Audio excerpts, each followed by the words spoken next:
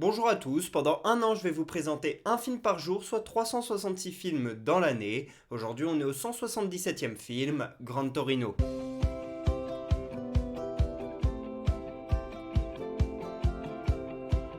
Gran Torino est un film sorti en 2008, réalisé par Clint Eastwood. Ça raconte l'histoire d'un vétéran de la guerre de Corée, qui a justement des Coréens comme voisins. Il y a sa femme qui vient de mourir et c'est quelqu'un de très grincheux. Il a des problèmes avec ses enfants, avec qui il a des relations très complexes. Et il va vraiment s'énerver, ce vieux monsieur, lorsque l'un des jeunes Coréens du quartier va tenter de voler sa voiture, une Gran Torino de 1972.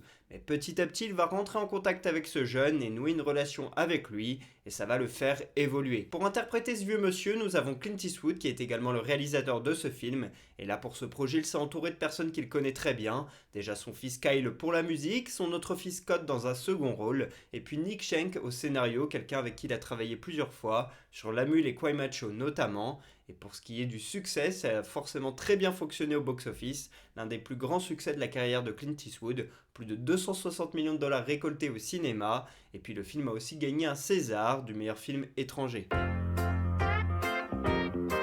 Si je vous parle de ce film aujourd'hui, c'est parce que la guerre de Corée a démarré il y a 74 ans jour pour jour, le 25 juin 1950. Elle a opposé d'un côté la Corée du Nord, soutenue par la Chine et l'URSS, avec des valeurs communistes, et de l'autre, la Corée du Sud, soutenue par la France, les États-Unis, tous les pays occidentaux, avec des valeurs capitalistes. Et après 3 ans de guerre, le 27 juillet 1953, ça s'est terminé par un statu quo, sauf qu'au milieu de tout ça, il y a quand même eu 2 millions de morts, le bilan il est catastrophique, et aujourd'hui encore, les deux Corées sont séparées avec une zone tampon qui vient faire office de frontière. On a d'un côté la Corée du Nord qui est une dictature dans laquelle on ne sait jamais ce qui se passe, et puis on a la Corée du Sud qui est elle occidentale et qui est basée sur la technologie et les innovations. Ce film, je l'ai vu 4-5 fois, mais je me souviens plus trop quand est-ce que je l'ai vu pour la première fois. Je sais que c'était en DVD, puisque j'ai le DVD chez mon père ainsi que chez ma mère, on l'a en double donc, et je me rappelle plus trop où est-ce que je l'ai vu, mais je sais que j'ai beaucoup aimé, et je me rappelle avoir lâché une larme. En tout cas, la dernière fois que j'ai vu Gran Torino, je sais que j'ai lâché une larme, ça devait être avec mon grand-père quand on l'a vu ensemble, et mon grand-père il adore Clint Eastwood, et donc c'était vraiment cool de partager ça avec lui. Et à titre personnel, je trouve que ce film il symbolise bien ce qui est devenu Clint Eastwood depuis allez, une vingtaine d'années, avec souvent des rôles de vieux grincheux, comme on l'a vu dans Million Dollar Baby, comme on le voit là dans Gran Torino, et même dans d'autres films comme La Mule également, ou dans Une Seconde Chance, voilà, dans pas mal de films comme ça. Depuis les années 2000, il joue des vieux grincheux, et je trouve qu'il interprète parfaitement ce genre de rôle.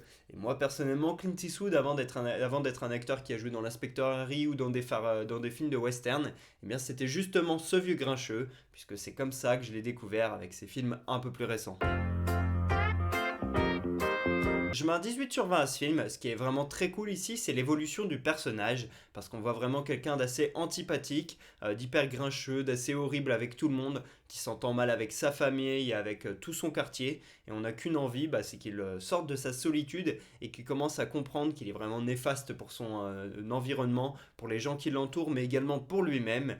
Et petit à petit, on va voir qu'avec ce jeune Coréen, il va commencer à comprendre que il y a d'autres choses dans la vie, que peut-être que ces stéréotypes et ces clichés, eh bien, il doit les démonter pour se rendre compte qu'en fait, il y a quand même des gens avec un grand cœur derrière ces Coréens qu'il déteste. Et donc, eh bien, c'est toutes ces choses-là que j'ai aimé dans ce film. C'est l'évolution du personnage joué par Clint Eastwood, Walt Kowalski, qui est vraiment très bien. Puis ce scénario est vraiment magnifique avec une fin émouvante et touchante qui m'a fait pleurer. Première anecdote, dans ce film, Walt Kowalski il a un chien, et ce n'est autre que le chien de Clint Eastwood. Deuxième anecdote, les deux auteurs, Nick Schenk et Dave Johansen, travaillaient dans une usine et connaissaient pas mal de monde dans leur quartier, et c'est justement au travail qu'ils ont commencé à écrire ce film lors de leur pause déjeuner. Troisième anecdote, Clint Eastwood il a recruté de vrais Hmong qui n'étaient pas acteurs pour jouer dans ce film, afin d'avoir un peuple qui était vraiment authentique. Il n'y a que Doigt-moi qui était vraiment comédien. Voilà pour ce 177e épisode d'Un jour un film. J'espère que j'aurai donné envie de regarder Gran Torino. Pour ma part, je vous dis à demain pour parler du 178e film de l'année. Et pour que vous sachiez de quel film on va parler, un petit indice, Margarita. Dites-moi en commentaire, souhaite quel film on va parler. À demain.